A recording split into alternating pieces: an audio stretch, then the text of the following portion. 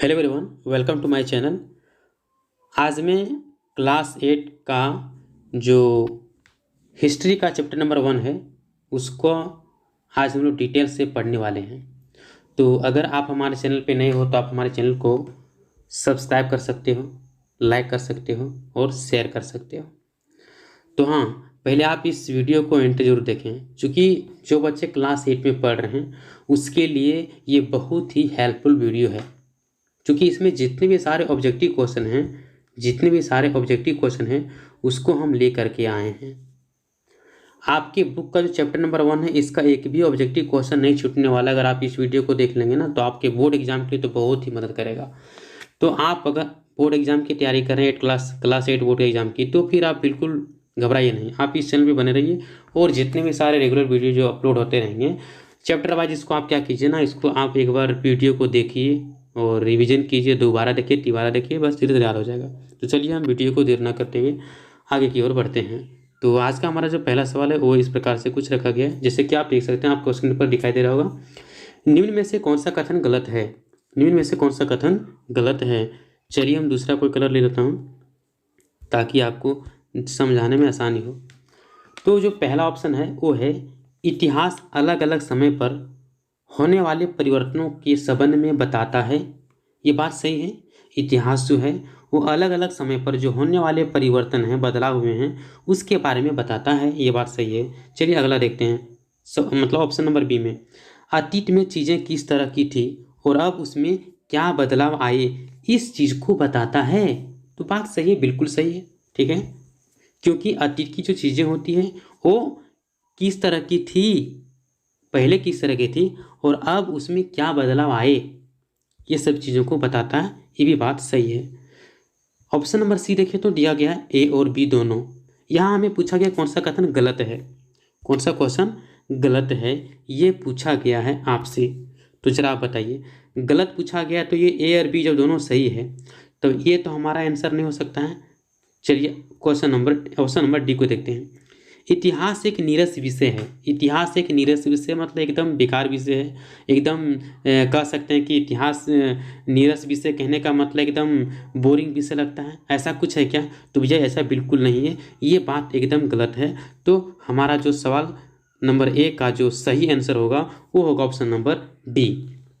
क्योंकि इसने कहा था कि कौन सा कथन गलत है, कौन सा कथन गलत है, तो गलत भैया ऑप्शन नंबर डी होगा। ऑप्शन नंबर डी होगा। ये सही है, बी सही है, ये दोनों सही है, तो गलत कौन होगा? डी। तो पहला का राइट आंसर हो जाएगा ऑप्शन नंबर डी। अगला सवाल ये रहा आपके स्क्रीन पर। तो जो दूसरा सवाल है वो इस प्रकार से, भारत के पहले नक्शे को तैयार करने का काम रॉबर्ट क्लाइव ने दिया था। किसे दिया था?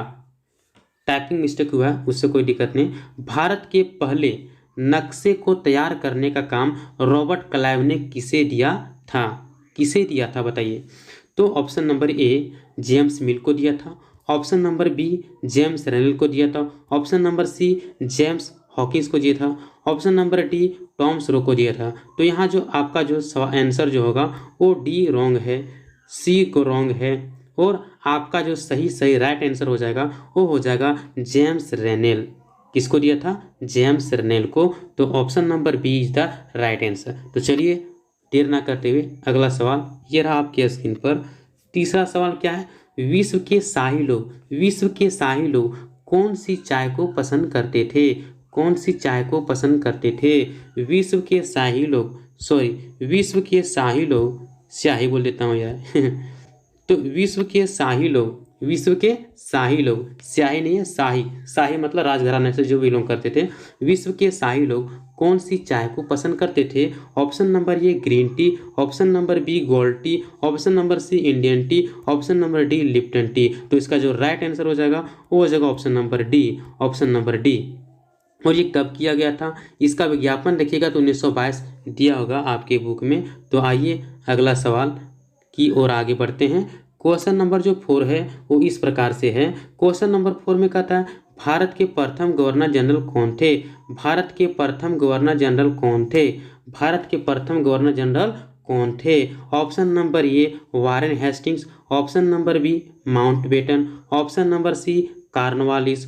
Option number D Lord Hastings. यहाँ पे बच्चे बहुत कन्फ्यूजन करते हैं क्योंकि वो ये रटते हैं कि सर हेस्टिंग्स होगा, भारत का पहला गवर्नर जनरल हेस्टिंग्स होगा, बट हेस्टिंग्स को दो जगह दे रखा है, दो जगह दे रखा है। तब आप क्या करेंगे, तब आप क्या करेंगे, तो इसका जो राइट आंसर होगा वो इस प्रकार से होगा, option number A is the right answer होगा। Option number A is the right answer होगा। जी हाँ, वारेन हेस्टिंग्स होगा। क्या होगा, वारेन हेस्टिंग्स, वारेन हेस्टिंग्स। चलिए अगले सवाल की ओर बढ़ते हैं, अगले सवाल की ओर बढ़ते हैं। क्वेश्चन नंबर 5, भारत के अंतिम वायसराय कौन थे, भारत के अंतिम वायसराय कौन थे। तो option number A Lord Mountbatten, option number B William Bentinck, option number C Lord Ripon, option number D Lord Dufferin. तो यहाँ पर जो देखा जा रहा है वो ऑप्शन नंबर डी रॉन्ग है, सी भी गलत है और बी भी गलत है। तो इसका जो राइट आंसर हो जाएगा वो होगा option number A Lord Mountbatten. तो चलिए आप चेक कर सकते हैं। चलिए क्वेश्चन नंबर 6 की ओर पढ़ते हैं। इनमें से कौन सा कथन गलत है, इनमें से कौन सा कथन गलत है। ऑप्शन नंबर ए उत्तर में हिमालय है, दक्षिण में हिंद महासागर। ये बात सही है, बिल्कुल सही है। ऑप्शन नंबर बी भारत का क्षेत्रफल 32.8 लाख वर्ग किलोमीटर है। ये बात भी सही है। ऑप्शन नंबर सी अरुणाचल प्रदेश से पश्चिम तक का विस्तार 2900 किलोमीटर नहीं है। भैया यही बात गलत है, यही बात गलत है। तो हमें ढूंढना था कौन सा कथन गलत है। ऑप्शन नंबर सी गलत है, क्योंकि 2900 किलोमीटर है और यहाँ दिया नहीं है। तो चलिए क्वेश्चन नंबर 6 का जो राइट आंसर हो जाएगा ऑप्शन नंबर सी। तो चलिए अगले सवाल की ओर आगे बढ़ते हैं। ये रहा स्क्रीन पर अगला सवाल आपका क्वेश्चन नंबर 7। चलिए इसे करके देखते हैं। किसका मानना था कि सभ्यता के मामले में सभी एशियाई देश यूरोप से पिछड़े हैं। मतलब किस व्यक्ति का ऐसा मानना था कि सभ्यता के मामले में सभी एशियाई जो देश हैं, सभी एशियाई देश हैं, सभी एशियाई देश हैं यूरोप से पिछड़े हैं। मतलब जितने भी एशिया महादेश में आते हैं वो एशियाई देश कहलाएंगे। और एशियाई देश किससे पीछे हैं, यूरोप से पीछे हैं। ऐसा किसका मानना था, ऐसा किसका मानना था, तो ऐसा किसका मानना था। आप देखिए आपको यहाँ ऑप्शन मिला है। क्या जेम्स मिल का मानना था, कैप्टन हॉकिंस का कहना था, वारेन हेस्टिंग्स का कहना था, लॉर्ड कर्जन का कहना था। तो बिल्कुल गलत, डी बिल्कुल गलत, सी बिल्कुल गलत और बी बिल्कुल गलत। तो ये होगा इसका इधर राइट आंसर क्वेश्चन नंबर 7 का। जेम्स मिल का मानना था कि सभ्यता के मामले में सभी एशियाई देश यूरोप से पिछड़े हैं, यूरोप से पिछड़े हैं। ये रहा अगला सवाल, ये रहा अगला सवाल question number 8, question number 8।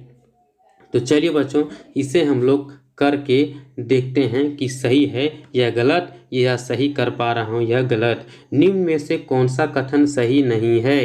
Typing mistake है, इस पर ध्यान ना दें, ठीक है। आगे की ओर बढ़ते हैं। तो देखिए लिखा है निम्न में से कौन सा कथन सही नहीं है, अर्थात सही नहीं है मतलब इसका मतलब गलत है। ये आपको जो गलत है उसको ढूंढना है। Option number A James Mill के अनुसार ब्रिटिश शासन के माध्यम से ही भारत सभ्यता के मार्ग पर आगे बढ़ सकता है। जेम्स मिल ने क्या ऐसा कहा था दोस्तों कि ब्रिटिश शासन के माध्यम से ही जो भारत की सभ्यता है, भारत सभ्यता के मार्ग पर आगे बढ़ सकता है। क्या इन्होंने ऐसा कहा था? अगर कहा था तो बात सही है, बात सही है। आइए option number B James Mill के अनुसार भारत में अंग्रेजों के आगमन से, जेम्स मिल के अनुसार भारत में अंग्रेजों के आगमन से, किसके आगमन से, अंग्रेजों के आगमन से पहले यहाँ हिंदू और मुस्लिम तानाशाह का शासन था। क्या यह बात सही है? क्या यह बात सही है? समाज में धार्मिक टकराव, जातिगत बंधन और अंधविश्वासों का भी भरमार थी। ये बात जेम्स मिल ने जो कहा था ये बात सही है। तो चलिए इसके आगे अगला ऑप्शन देखता हूँ। ऑप्शन नंबर सी में क्या लिखा है? मिल ने सुझाव दिया था कि भारत का संपूर्ण भूभाग पर अंग्रेजों को अधिकार जमा लेना चाहिए ताकि भारतीय जनता को ज्ञान और सुखी जीवन प्रदान किया जा सके। जेम्स मिल ने सुझाव दिया कि भारत के संपूर्ण भूभाग पर, भारत के जितने जमीन हैं, जितने टुकड़े हैं, सभी पर अंग्रेजों को अधिकार जमाना चाहिए, मतलब अंग्रेजों को अधिकार जमा लेना चाहिए, ताकि भारतीय जनता को ज्ञान और सुखी जीवन प्रदान कर सके। ऐसा किसका मानना था? तो जेम्स मिल का मानना था। जेम्स मिल का मानना था। आज ये ऑप्शन नंबर डी, जेम्स मिल का मानना था कि भारत का विकास अंग्रेजों की सहायता के बिना संभव नहीं है। जेम्स मिल का मानना था कि भारत का विकास अंग्रेजों के बिना संभव नहीं है। ये सभी बात सही है और इसका सही जवाब होगा option number E is the right answer. तो आइए अगले सवाल की ओर आगे बढ़ते हैं। ये रहा स्क्रीन पर। तो क्वेश्चन नंबर 9, औपनिवेशिक युग किसे कहते हैं? औपनिवेशिक युग किसे कहते हैं? औपनिवेशिक युग निम्न में से किसे कहते हैं? ऑप्शन नंबर ए, ब्रिटिश शासन के समय को, ब्रिटिश शासन के काल को। ऑप्शन नंबर डी, डच शासन काल को। ऑप्शन नंबर सी, फ्रेंच शासन के समय को। ऑप्शन नंबर डी, पुर्तगाल के शासन काल को। तो डी गलत है, सी भी गलत है और बी भी गलत है। A is the right answer. A is the right answer. आइए बच्चों क्वेश्चन नंबर 10, क्वेश्चन नंबर 10 और ये रहा धमाकेदार क्वेश्चन। एक देश में दूसरे देश के प्रभाव से राजनीतिक, आर्थिक, सामाजिक, सांस्कृतिक परिवर्तन होते हैं, तो इस प्रक्रिया को क्या कहा जाता है? इस प्रक्रिया को क्या कहा जाता है? ऑप्शन ए औपनिवेशिक काल, ऑप्शन बी औपनिवेशिक, ऑप्शन सी उपनिवेशीकरण, ऑप्शन डी औपनिवेशीकरण। तो D is the right answer. Option number A wrong, B wrong, C wrong और D is the right answer होगा। तो आइए क्वेश्चन नंबर 11 की ओर आगे बढ़ते हैं। ये रहा आपके स्क्रीन पर क्वेश्चन नंबर 11। इनमें से कौन सा कथन सही नहीं है? इनमें से कौन सा कथन सही नहीं है? तो ऑप्शन नंबर ये दे रखा है आपको, जो बहुत सुंदर ढंग से चीज़ों को लिखा करते थे उसे खुशनवीस या सुलेख नवीस कहा जाता था। तो ये बात सही है। ऑप्शन नंबर बी, आधुनिक युग में अब रिकॉर्ड को डिजिटलाइज करने की शुरुआत हो गई है। ये भी बात सही है। ऑप्शन नंबर सी, राष्ट्रीय अभिलेखागार और राष्ट्रीय संग्रहालय को वायसराय के निवास स्थान के नज़दीक बनाया गया था। ये भी बात सही है। ऑप्शन नंबर डी, राष्ट्रीय अभिलेखागार दिल्ली में नहीं है। ये होगा इसका राइट आंसर। तो ऑप्शन नंबर जो डी है ये गलत लिखा है, ये गलत लिखा है, ये सही नहीं है। हमें ढूंढना था सही नहीं है, ये सही है, ये सही है, ये सही है, ये सही नहीं है। तो D is the right answer. आइए क्वेश्चन नंबर 12। क्वेश्चन नंबर 12 है, इनमें से कौन सा कथन सही है? कौन सा कथन सही है?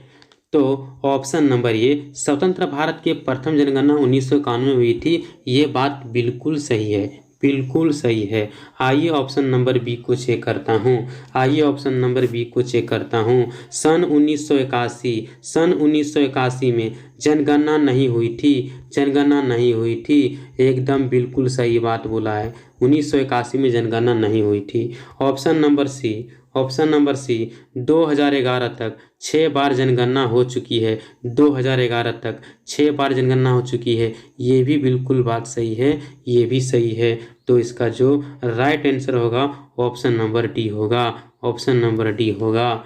तो ये रहा आज का क्यूज और यही हुआ आपका द एंड, मतलब ये जो चैप्टर है ये हो गया समाप्त। तो कैसा लगा ये आपको वीडियो? अगर अच्छा लगे तो आप अपने इस चैनल के नीचे कमेंट कर सकते हो, लाइक कर सकते हो, सब्सक्राइब कर सकते हो, शेयर कर सकते हो। अगर आप चाहते हैं कि इसी तरह से हम अगला वीडियो अगला चैप्टर का देखें तो आप बिल्कुल आसान है, बस इस चैनल को इतना शेयर करो कि लोगों तक पहुंचाओ, कि उन सभी लोगों तक पहुंचाओ जो बच्चे आपके क्लास में पढ़ रहे हैं। उन सभी लोगों तक यह वीडियो पहुंचना चाहिए, ताकि जितने से अधिक लोग पढ़ेंगे हमारे क्लास 8 के स्टूडेंट इस चैनल पर, उतना ही वीडियो आपको ज़्यादा अपलोड मिलेगा, उतना ही वीडियो आपको ज़्यादा अपलोड मिलेगा। तो मिलते हैं नेक्स्ट वीडियो में।